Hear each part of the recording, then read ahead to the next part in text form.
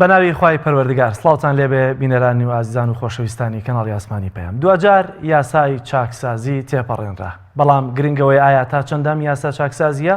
لە بەرژەوەندی خەڵکە بەگشتی ئەوەی کە لە زاهر و لە ناوڕۆکی تەنانەت یاساکەشدا ڕوون و ئاشکرایە، ئەوەی کە لە موچە و لە دەرماڵەکانیا دەبڕێت تەنها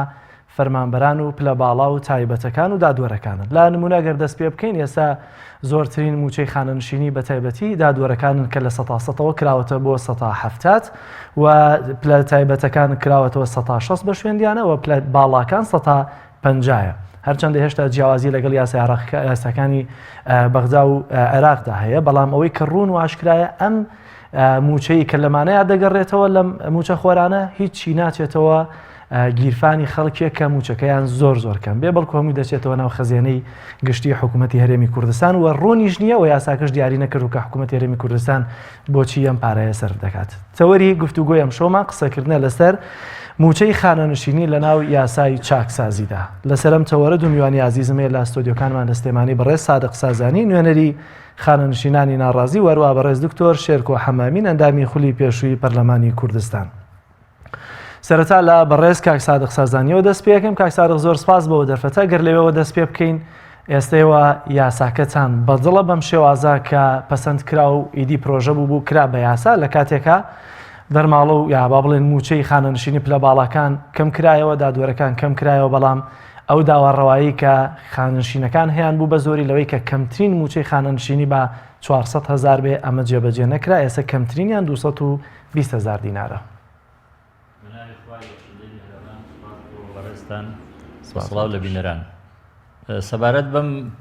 پرۆژەیە کە ئێستا توێژی لەسەر کرا و دەنگی لەسەر درا و بڕیارە بچێتە ینی بواری جێبەجێکردنەوە، بەڕاستی ئێمە زۆر بەوردی ئاگامان لە ناوڕۆکەکەی نییە بە تەواوی، بەڵام بەگشتی شتێکی باشە، وەکو دەستپێکێک وەکو خۆیان باسیەکەن وەکو سەرەتایەک وەکو دەستپێکێک شتێکی باشە، بەڵام ئەوەی کە مەطلب و خواستی خانەنشینانی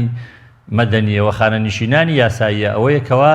یاسای ژمارە 9 هەموارکراوی ساڵی 2014 ئەنجومەنی نوێنەرانی عێراق کە نزیکەی 60 پەرلەمانتاری کوردیش دەنگیان لەسەرداوە ئەو یاسایە جێبەجێ بکرا، چونکە ئەو یاسایە دوای لێوردبوونەوە و دوای بەڕاستی پرسوڕایەکی زۆر بە یاساییەکان و بە شارەزایانی بواری دارایی و ئابووری اینجا ئەو یاسایە هاتە بوونەوە و یاسایەکی منسیفە و هەموو توێژەکان حەقی خۆ و مافی خۆیان ئەداتێ، بەڵام ئەوەی کە لەم یاسایی ئێستا لەم پرۆژە یاسایی ئێستا باسکراوە ئەوەی کە ئێمە چەند جار بە یاداش داومانە بە هەموو پەیوەندیداران لە حکوومەتی هەرێم و لە پەرلەمانی کوردستان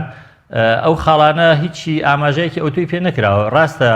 بەرزکردنەوەی پلە نزمەکان ئەوە خواستێکی سەرەکی ئێمەیە و هەروەها ڕێخستنەوەی سەر لە نوێی موچە بە شێوەیەکەوە ئەو جیاوازیە نەبێت کە زۆر بان و خواری تیابێ، بەڵام ئێستا لەم پرۆژەیاسا ئەوەی ئاماژەی پێ نەکرا بۆ نمونە ئەو فەرمانبەرانەیەکو ئێمە بوون، ئێمە زۆر پلە نزم نین بە عتیبار، بەڵام زۆرێکی تریش هەن لەسەروی ئێمەوە هیچ ئاماژەیە نەکرا بۆی ئێمە، بەڵام بە کورتی ئەو یاسایی کە بتوانێت وەڵامی خواستەکانی ئێمە باتەوە ئەمە بیانوویەک نییە کە ئێمە بگرین، ئەمە مافێکی خۆمانە و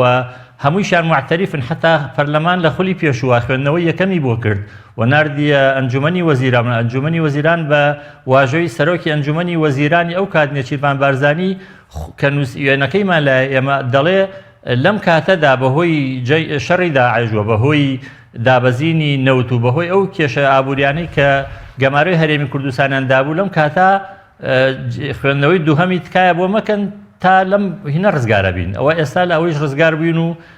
بە هیچ شێوەیەک ئاماژەیەکی پێ نەکرا، لەبەرەوە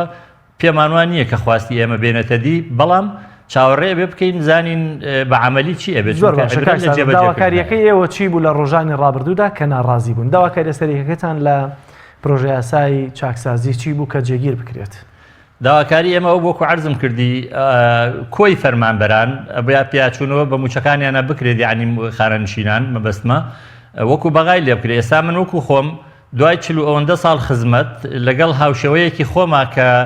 لە ناوەندە یا لە شوێنێکی وەکو کەرکووکە تا جارێکیان لە بەرنامەیەکە لە تەلەڤیزیۆنی NRTەوە ڕاستەوخۆ من بە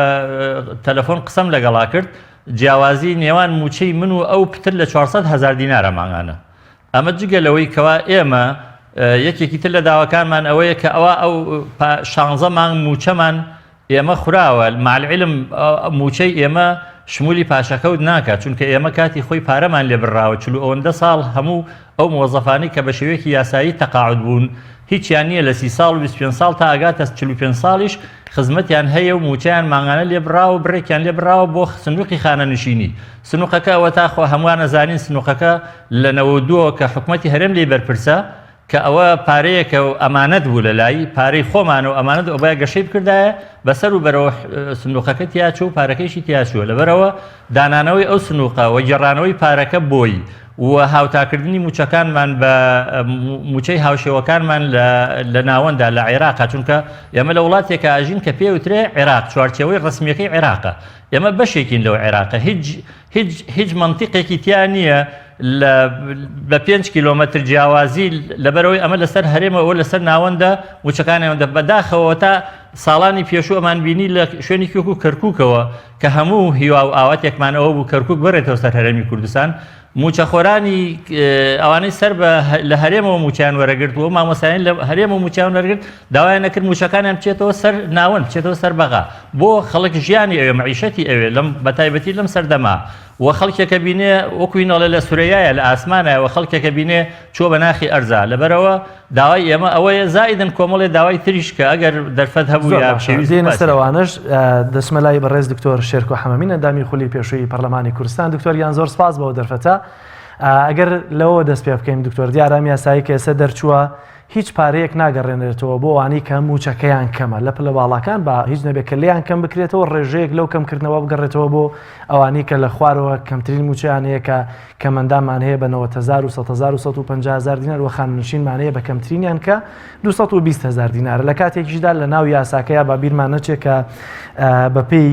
هەندێک لە مادەکان دەسەڵاتی ڕەهادراوە بە حکوومەتی هەرێمی کوردستان دەتوانێت بە دڵی خۆی دەستکاری دەرماڵەی فەرمانبەران بکات ئایا ئەم یاسایە بۆ خەڵک بووە بۆ حکوومەت؟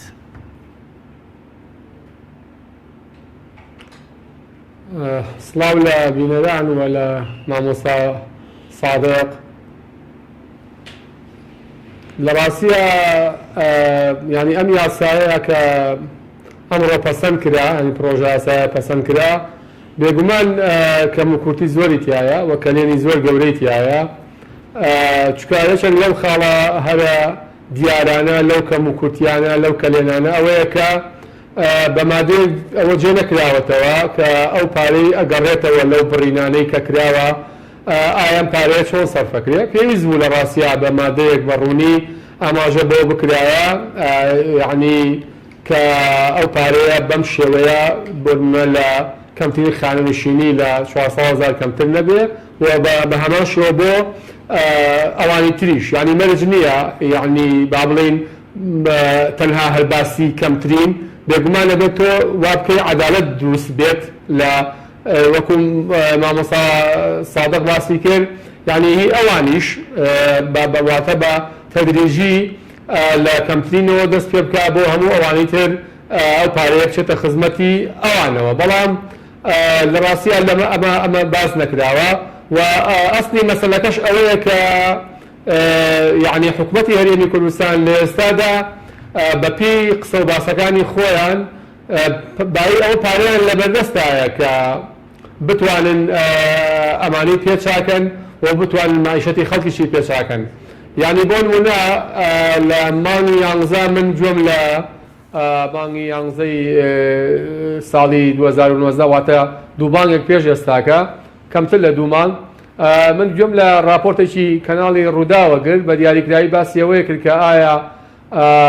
ئەگەر بێت و نەوت ڕادستی بەغا بکەن لە قازان ژیانە یا لە زیانی هەرێمی کوردستانە باسیەوەی کرد ئەگەر ئێمە 250,000 بەرمیل بدەینە بەغدا زیانەکەین بەڵام لەگەڵەوە شار تەسلیمیەکەین هەنیەوەی کە ئەو باسیەکرد ئەو راپۆرتە لە شەوی 25 11 ینی ئەگەر 250,000 بفرۆشن ئەمانە کاتە 480 ملیارد دینار و ئێستاکە بە ینی ئەو قسە و باسانەی کە هەیە سەر و 500,000 بەرمیل لە فرۆشتن ئەگەر 500,000 بەرمیلیش حسابکەی کەواتەوە پێی ئەو راپۆرتە ئێستا هەرێمی کوردستان تەنها لە فرۆشتنی نەوت 960 ملیار دیناری دەستەکەوێ جگە لە داهاتی ناوخۆ جگە لە خاڵە سنوورەکان جگە لە دامی هاوپەیمانان کەواتە بەهانەیەک نییە بۆ ئێستای هەرێمی کوردستان کە نەتوانێم کارانە بکە و وەکو خۆشیان باسییانە کرد ئەگەر ئەم پرۆژە یاسایە ببێ بە یاسا کە ئەمڕۆ بوو بە یاسا لە پەرلەمانی کوردستان بڕێک پارە دیسان نەگەڕێتەوە بۆ سەرخەزیانەی دەوڵەت دەبێ هەموو ئەمانە لە خزمەتی دروستکردنی عەدالەت بێ بە تایبەتی لە موچە نەوەکو نادیار بێت کەس نەزانێ ئەم پارانەش وەکو هاوشێوەی پارەکانی تر ئەچێتە کوێ بەڵام کاک دکتۆر هێشتا بەپێی زانیاریەکان وەزارەتی دارایی باز لە کورتێنانی بودجەی دەکاوە باوەڕیان وایە کە ئەم پارەی ئێستا لە یاسای چاکسازیە دەستیان دەکەوێتەوە بۆ پینۆپەڕۆی و کورتێنانی پێدەکەن کە هەیەە و دیارە لەو کۆبوونەوەکانی پێش یاگفتووەکردنەکان لەسەرم پرۆژە یاسایی چاکسازی کە ئێستا بۆتە یاسا حکوومەت هەرێمی بەڕاشکاویەوەشی وتووە کە لە هەندێک داهاتی هەرێمی کوردستان ناگاتەوە دەستی حکوومەت بۆیە پرژوبڵاویەک بە داهاتی هەرێمیشەوە دیارە ئەگەر قرار بێم راپۆرتەوە خۆت ئاماژت پێکرد ڕاست بێ ئێوە کورتێنانی کە حکوومەت هەرێم وەزارەتی دارایی باسی لێوە کردووە لە کۆبوونەوە تایبەتەکان ئەم کورتێنانە هی چییە؟ لە ڕاستیە من بۆ خۆم بەش بە حاڵی خۆم بڕوان بە ئەم بۆ چوونانەی ئەم قسە و باسانەی حکوومەت نییە و بەهانەکان لە ڕاستیە لای من بڕواپیهێنەر نییە گەورەترین کەم و کورتی لەم دەسەڵاتی ئێستای هەرێمی کوردستانە بە کابینەکەی پێشوشەوە ئەوەیە کە شەفافیەتی تیانە لە هەر شوێنێکا شەفافیەت نەبوو بێگومان گومانی گەورە دروستە بێ و تەنها بە ڕوونی و بە شەفافیەت گومانەکانە ڕێوێتەوە یعنی بۆ نمونە لە 2014 تا ئێستا پرۆژە یاسای بودجە نەچۆتە پەرلەمانی کوردستان لە کاتێکە دەسەڵاتێک حکومڕانیەک ئامادە نەبێ پرۆژە یاسا بودجە بە تایبەتی پرۆژە یاسای بودجە پێشکەشی پەرلەمانی کوردستان بکە واتە ئامادە نییە داهات کەشفکە کە ئامادە نەبوو داهات کەشفکە لە ڕاستیە مافی هەموو تاکێشی ئەو وڵاتەیە کە گومانی گەورەی لەسەر دروستکەن و باوەڕ بە داتا و ڕقەمەکانی نەکەن وەختێک ئینسان دەتوانێت باوەڕ بە داتا و ڕقەمەکان بکە کە لە ڕاستیان متمانە هەبێت ئێستا متمانە نەماوە و متمانە نەمانەکەش بەرمەبنای ئەوەیە کە حکوومەتەکە خۆی ناشەفافە و لە 2014 شەوە تا ئێستاکە ئامادە نیە پرۆژە یاسای بودجە بنێرێ بۆ پەرلەمانی کوردستان بۆی بە خەڵکی کوردستان بوترێت ئەمە داهاتەکانە و بەم شێوەیە سەرفەکرێ و من ئەمە چەندین جای ترێژ وتومە یعنی ڕاستە شەڕی داعش لە 2014 لە ڕووی زەرەرزیانی مادیەوە لە ڕووی خوێنی پیرۆزی گەنج و لاوی ئەم وڵاتەوە زیانێکی زۆر گەورە بوو نزیکەی 2000 کەس شەهید بووە ڕۆحیان شاد بێ ئێستایان لە هەموو ڕۆژێکیان خۆشتر بێ حدودی باڵانەشی بەتەم 10,000 کەس بریندار بووە لەو شەڕە یعنی ئەمە لە ڕووی سەرمایی مرۆییەوە زیانێکی زۆر گەورە بوو بەر هەرێمی کوردستان کە و بەڵام توانرا یعنی هەرێمەکە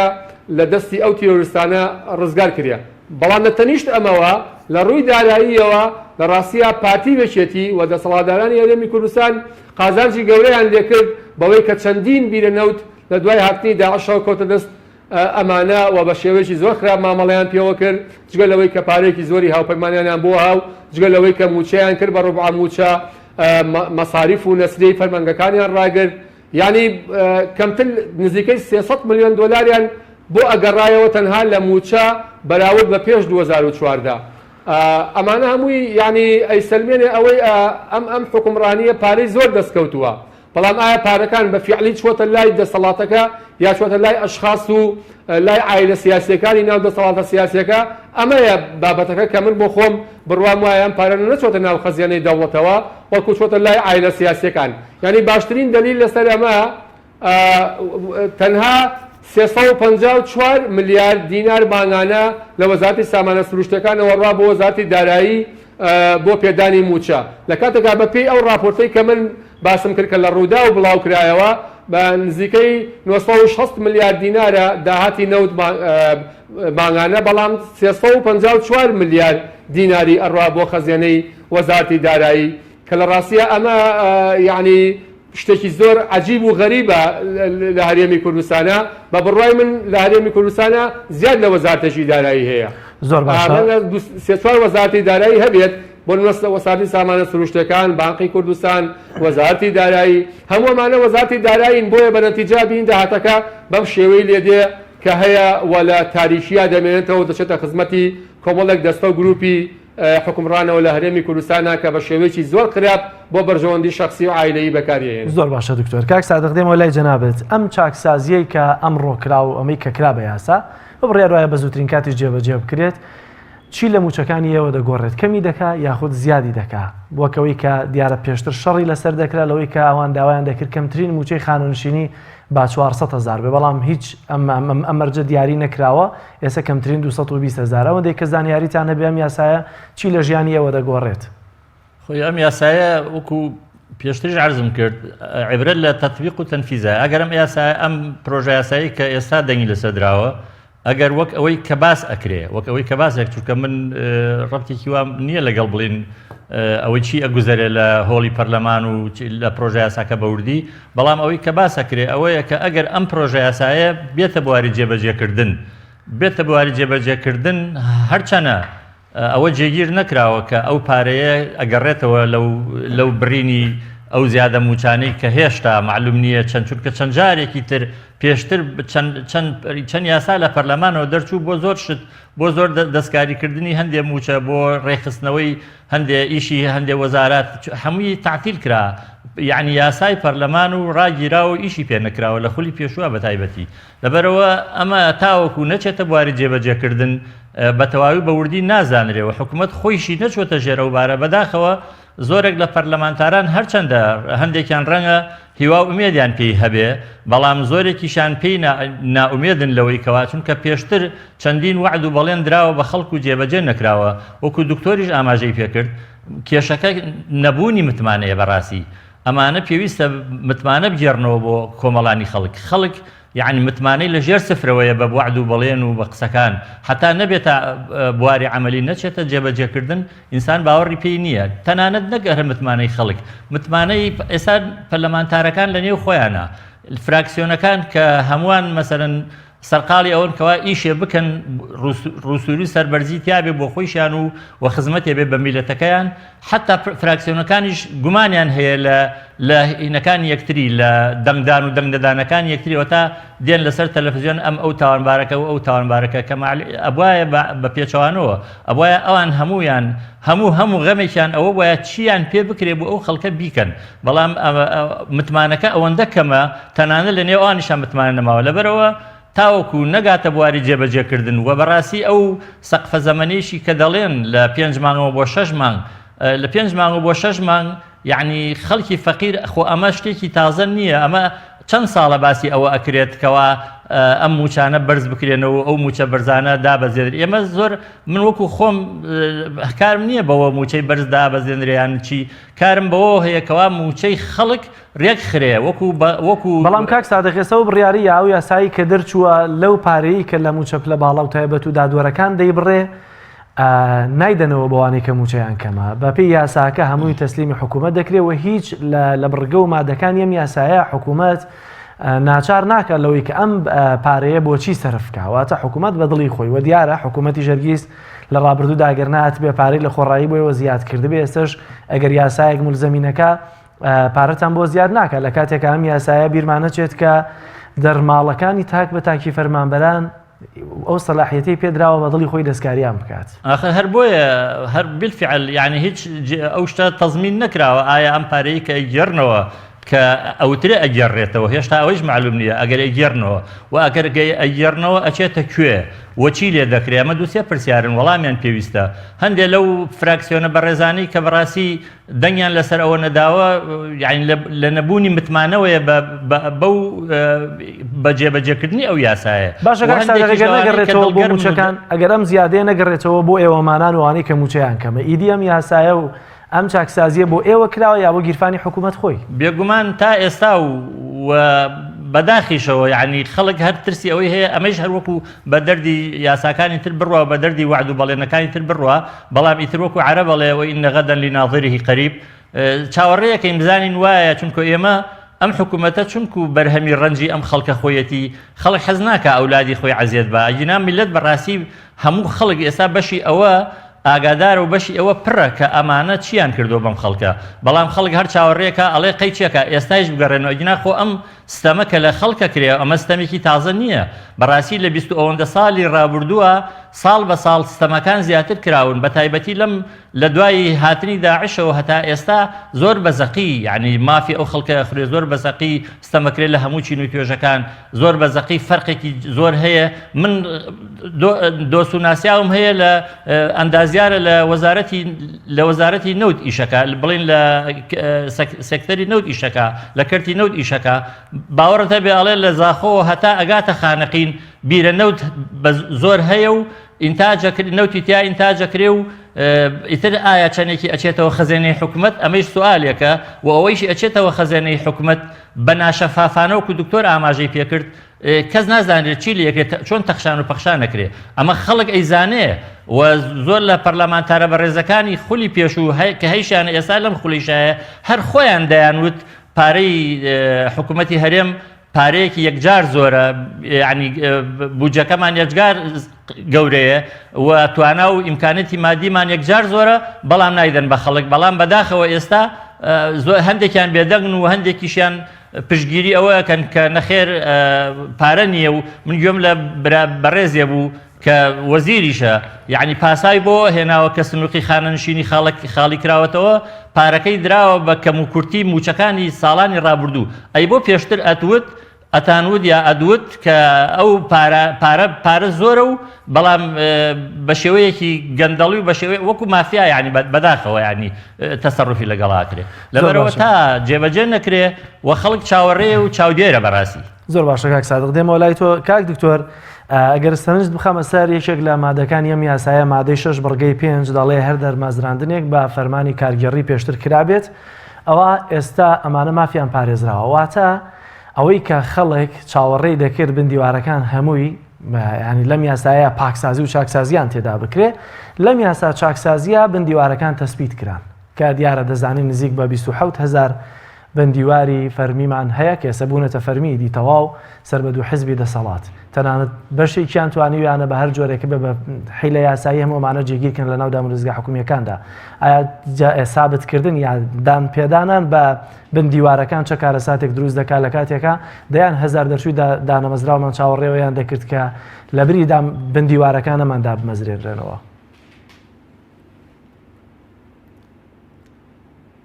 بەڵێ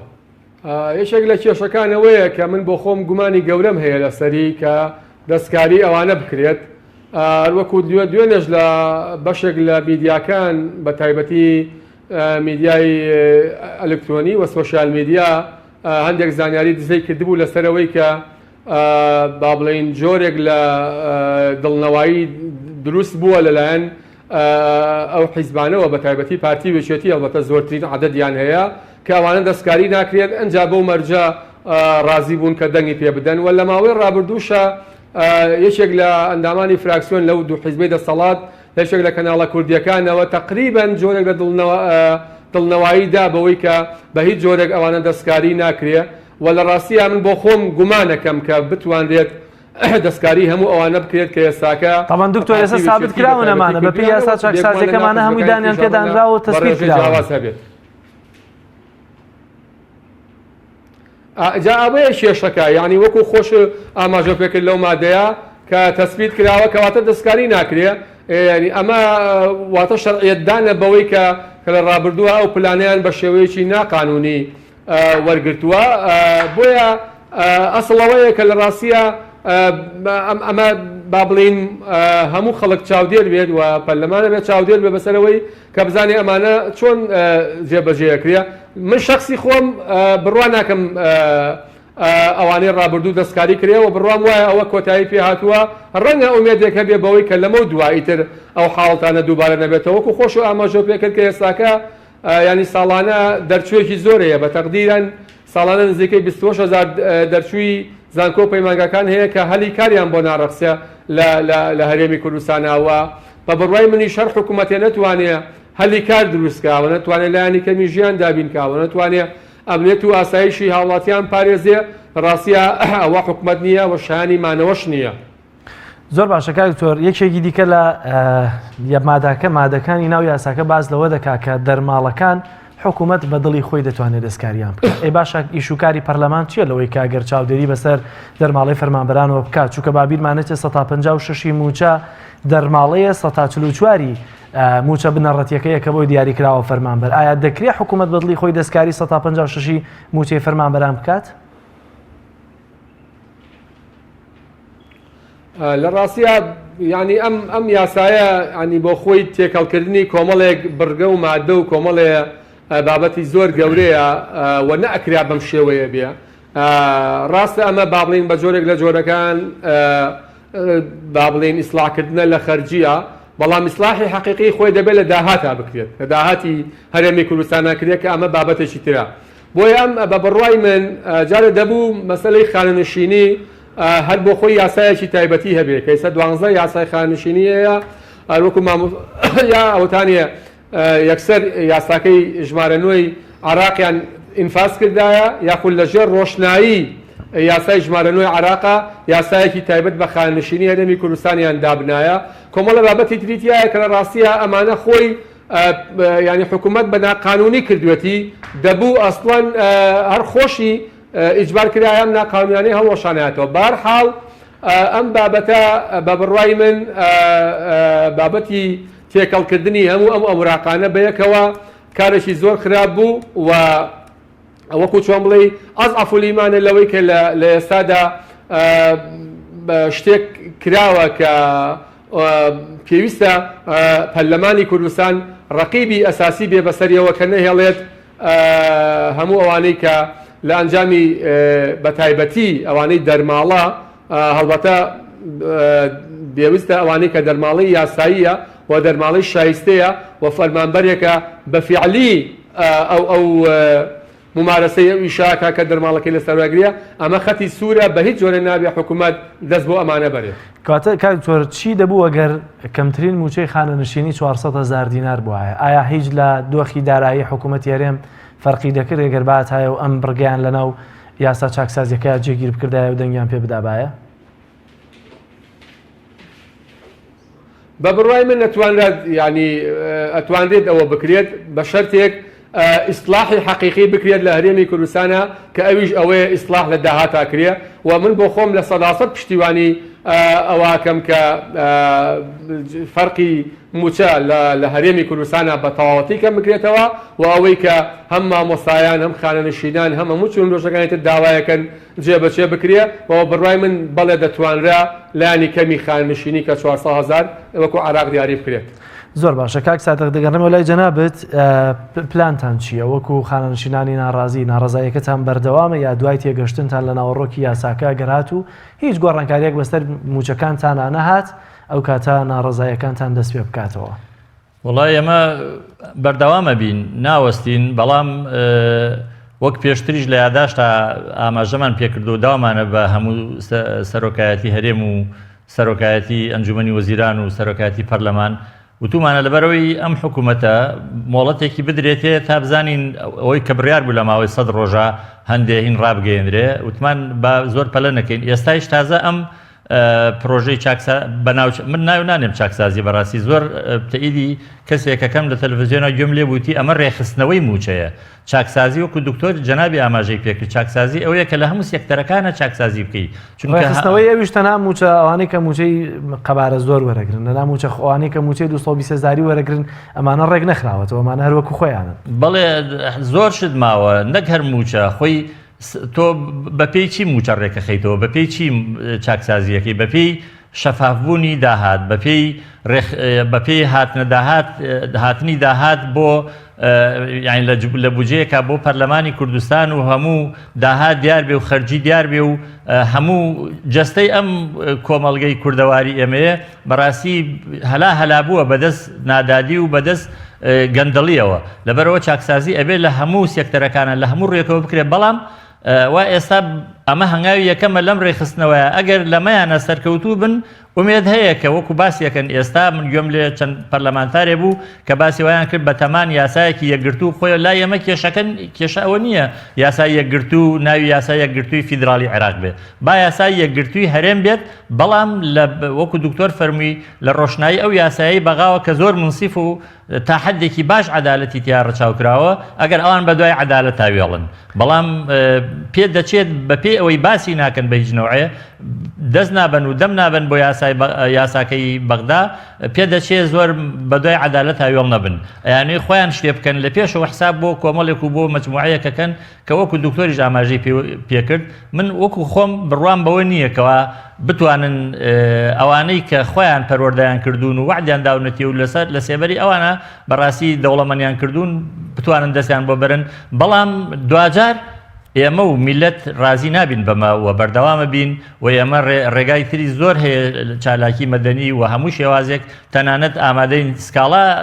بکەین لە حکومەتی هەرێمی کوردستان و لە سەرۆکی حکومەتی هەرێمی کوردستانی خولی پێشویش و ئەم خولیش کە ئەگەر بێت و ئەو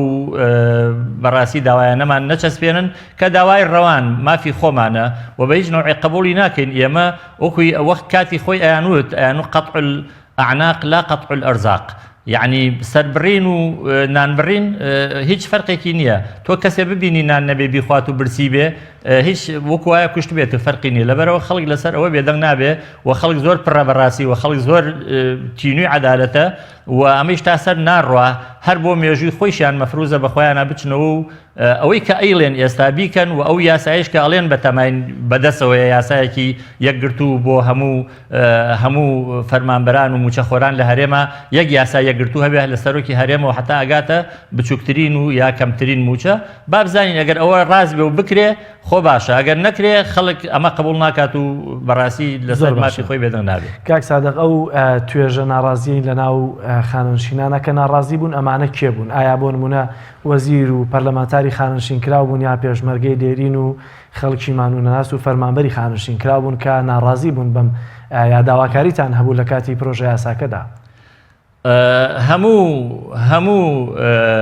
خانەنشینێکی یاسایی ئەوەی کە خزمەتی کردووە بە خزمەتی فعلی خۆی خانەنشین کراوە هەمووی ناڕازیە چونکە هەمووی ئیشحاف کراوە بە حەقی و هەموو پەرلەمانتارێک و لە باڵایەکیش کە ئێستا خانەنشین بوو بێ یا بەڕێی خانەنشین بێ ئەگەر بە ویژدان بێ و ئەگەر ئینسافی هەبێ و ئەگەر خۆی بە کەسێک و خەڵکێک بزانێت لەناو ئەم کۆمەلگەوەی لە میلەتە باوەڕ ناکەم زەمیری مرتاح بێ چونکە ئینسان ئەگەر ویژدانی ئاسوودە نەبوو گیرفانیشی پڕ بوو لە پارە پێم وانە ئاسوودە بێ لەبەرەوە هەموو خەڵکێکی بە ویژدان زائیدن ئەو هەموو خەڵکە ئەو هەموو توێژانەی کە خانەنشین کراون و حەقیان قوراوە هەمووی ناڕازین لەم وەزعە و هەمووی چاوەڕێ ئەوەیەکەین کەوا یعنی یا بەعەمەلی گۆڕانکاری ببینین یا بێ بەڕاستی هەنگاوی تر بنین لە داهاتووە واتاگەرات و گۆڕانکاری بەسەر موچەکانتانە نەهات بە شێوازێک کە زۆر بکرێ نەکەوەی کەکەم بکرێ مافی خۆتان پێ بدرێتەوە واتە یەکسانی و دادگەری لە نێوان موچەی خانەنشینەکان بەگشتی نەکرێت ئێوە جارێکتر ناڕەزایەکانتان دەست پێ دەکەنەوە یعنی ئێمە من ئێستا بڵین ئێمە وەکو یەکێتی خانەنشینان کە خەڵکێکی زۆر ئومێدی لەسەر هەڵچنیوین نەک هەر ئێمە بەڵکو هەموو خانەنشینان و هەموو خەڵکێکی بە ویژدان فەرمانبەرانیش تەنان فەرمانبەران دیقەت کە ئەوەی فەرمانبەرە ئێستا هەموو مانگێ لە ساحەوت و پێم وایە زیاتریش لە موچەکان ئەبڕدرێ کە سنووقیش نییە کە بەناوی سنووقیشەوە بڕە باشە ئەوانیش هەر مەغدورن نابێت پرسیار بکەن ئەم پارەیە بۆ کوێچێ ئەخرێتە کوێوە چی لێ دێت لەبەرەوە نەک هەر ئێمە بەڵکو هەموو خانەنشینان و هەموو فەرمانبەران و هەموو خەڵکێکی بەویژدان لەگەڵمانایە دەنگی ئاسمان و زەویشمان لەگەڵایە کە ئەمە قابلی قبول نییە بەڵام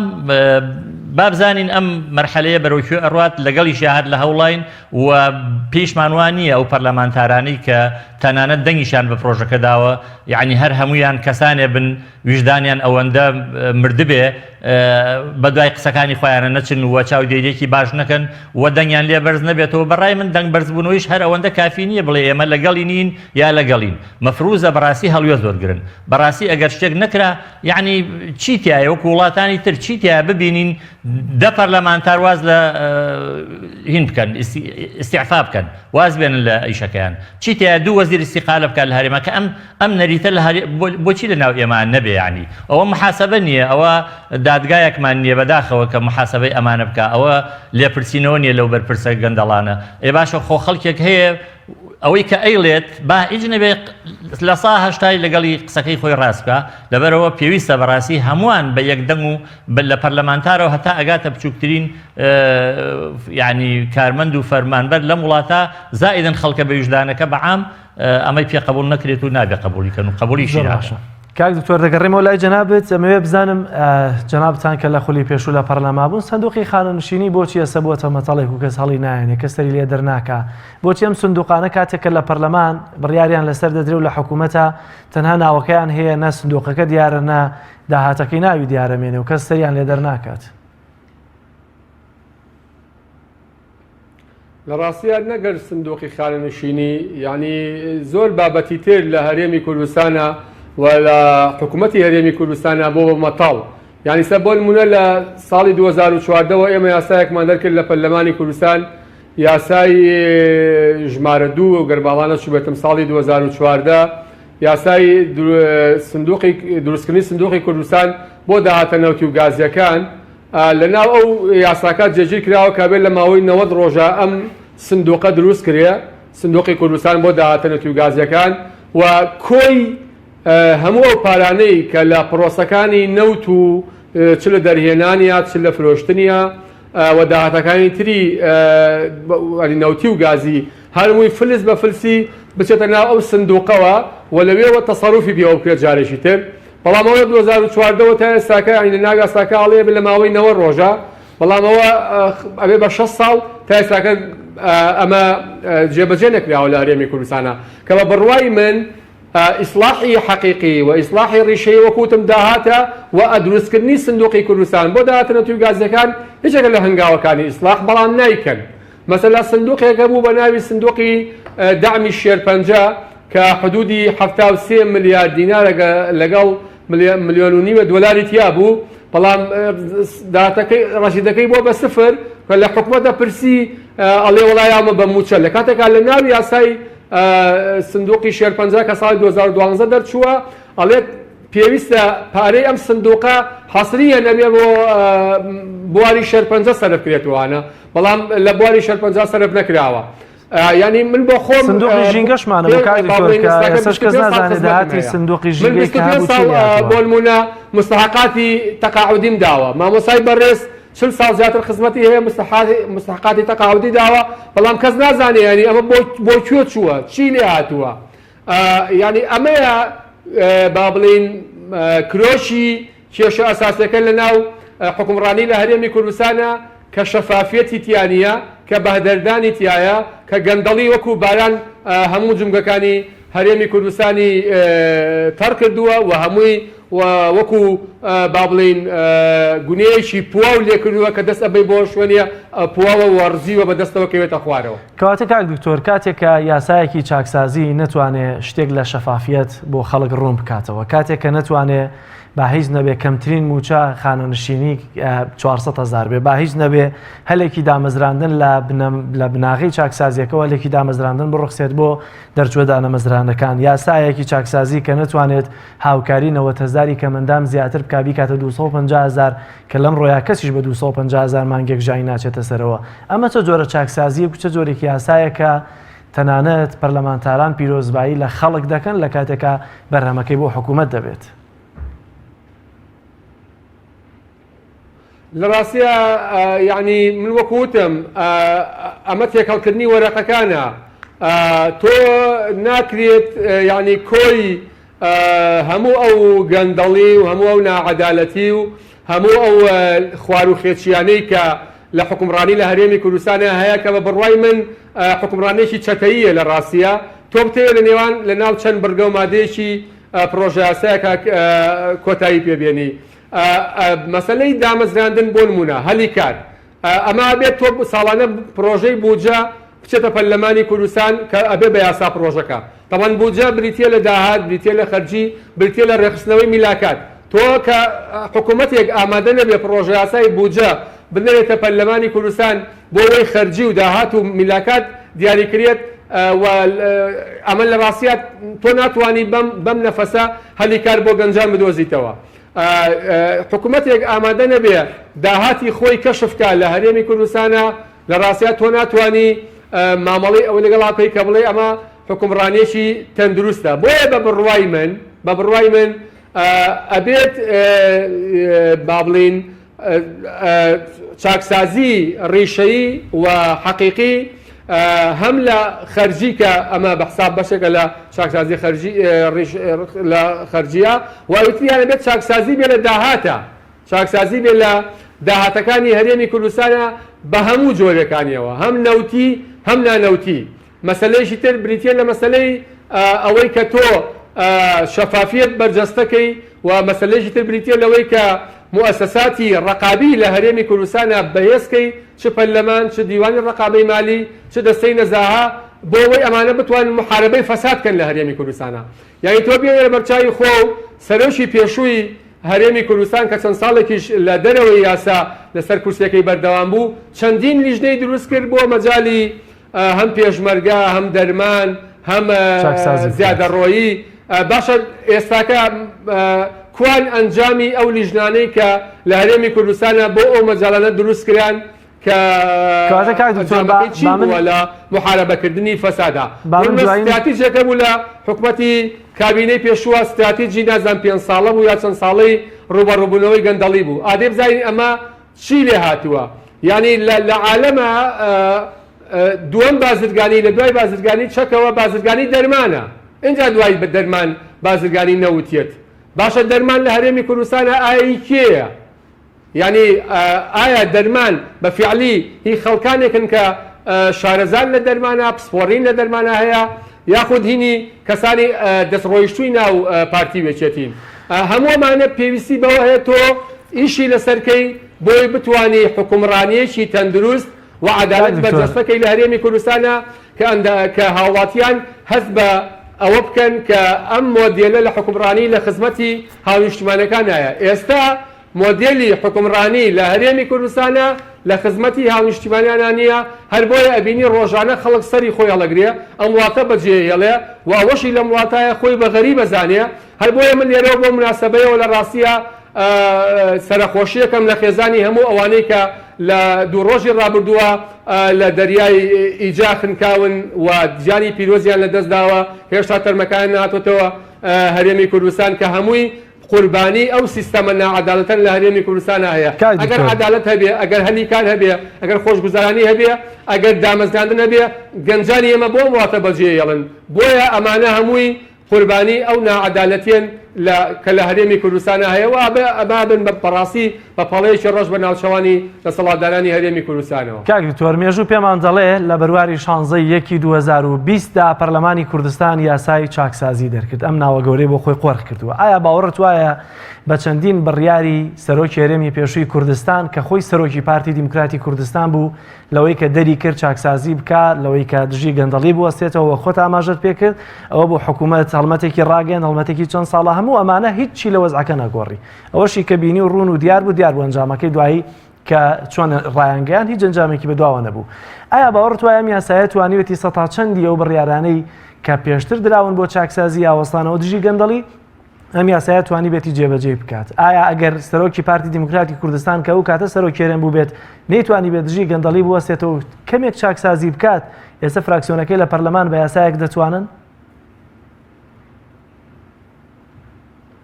لە ڕاستیە بە بڕوای من ئەوانەی کە ئەم ڕۆژەیان بەرەمهێناوە و ئەوانەی کە ئەم حکومڕانیە لە هەرێمی کوردستانە گەیانوە بەم ڕۆژە زۆر لە سەر و مؤسساتەوە خۆیان نەبینەوە لە هەرێمی کوردستانە. تۆ بێنە بەرچاوی خۆ بزانم سەرۆکی هیچ یەکێک لە حیزبەکان بە کۆن و بەتازەوە ئەبینیت ئامادەیەتیا بێ بڕوا بێ بە ئەندامی پەرلەمان یا بڕوا بێ بە سەرۆکی پەرلەمان. یعنی کێشەکە لەوایە با بڵێن تۆڕی گەندەڵکاران لە هەرێمی کوردستانە و تۆڕێکی زۆر بەهێزن و تۆڕێکن بە بڕوای من لە سەر و مؤسساتەوە لە هەرێمی کوردستانە. یعنی من خۆم بەش بە حاڵی خۆم لە خولی ڕابردووشە بەردەوام داکۆچیم لەوە کردووە ئیشمان لەسەر کردووە. ئەسڵەن ئێمە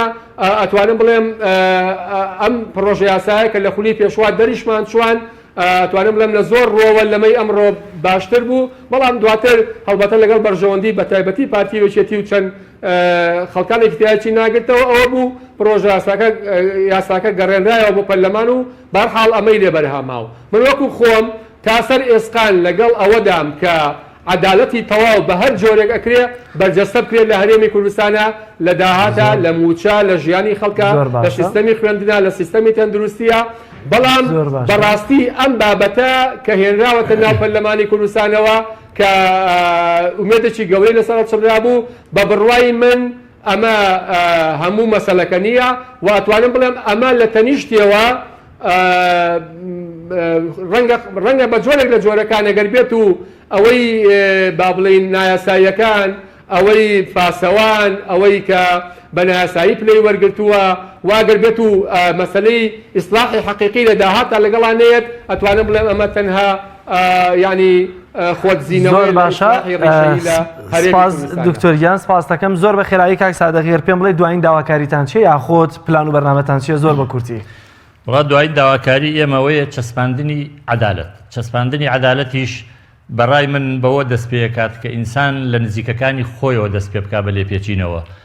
لێرەدا حەزەکەم فەرمودەیەک یا مەوزوعێک هەیە کە پێغەمبەری خوا صلی الله علیه وسلم کاتی خۆی ژنێکی مەخزومی کە دزیەکی کردبوو هێنایان بۆ ئەوەی کەوا حەدی شەرعی بەسەرا جێبەجێ بکرێ کۆمەڵێ لە ئەسحاب لەبەرەوەی کە بنەماڵەکان هین فەزح نەبێت و تایفەیەکی گەورن هاتن بۆ ناردیان بەلای پێغەمبەر کە واسەی بۆ بکەن هین نەکرێت محاسبە نەکرێت ئەم قسەی پێغەمبەر صلی الله عليه وسلم فەرمی والله لو سرقت فاطمة بنت محمد لقطعت يدها یا لو سرقت ئەگەر فاتیمەی کچی خۆیشم دزی بکە من حەدی شەرعی بەسەرا جێبەجێ یەکەم جا لێ پێچینەوە وە محاسبە وە چەسپاندنی عەدالەت مەفروزە ئەو کەسانەی کە باڵادەستن و دەسەڵاتدارن لە خۆیانەوە دەست پێ بکەن سا ئەگەر ئەمە کراوە ئەومان بینی ئەو ئومێدە پیا ئەکەین و ئێمەش وەکو خۆمان بەڕاستی بەرپرس نین لەوەی ڕێگەدانین بۆ ئەوان چۆن بیکەن ئێمە ئامانجێکمان هەیە تحقیقی عەدالەت نەک یەکسانی عەدالەت چونکم هەموو کەس ینی بەپێی ماندووبوونی خۆی و بەپێی پێویستی خۆی نەک بەپێی ئەوەی کەوات لە کێوە نزیکە و کێ لە کێوە دوورە بەپێی ئەوەنە زۆرمانەوێت زۆر سپاس بۆ هەردوو میوانی عزیزم کاک سادق سازانی نوێنەری خانشینانی ناڕازی وەروە بەڕێز دکتۆر شێرکۆ حەمامین ئەندامی خولی پێشووی پەرلەمانی کوردستان کۆمنتی منیش لەسەر یاسای چاکسازیەوەیە بۆ هیوایی کە ئەم یاسایە توانی بێتی وەک سۆران عومەر پەرلەمانتار ئاشکرای کردووە کە یەکێک لە ئالیکدەرەکانی ئاژەڵەکانی بەرپرسێکی باڵای هەرێمی کوردستان بە پلەی ڕاوێژکار واتە پلەی تایبەت خانشین کراوە بۆ هیوایی کە یاستا چاکسازیەکەم بەندەی خوایش بگرێتەوە. بینەرانی عزیز سپاس بۆی کە تام ساتێ بەرنامە لەگەڵماندا بوون تا بەرنامەیەکی دیکە و گفتوگویەکی دیکە بەخوای گەورە و میهرەبانتان ئەسپێرم خواتان لەگەڵ.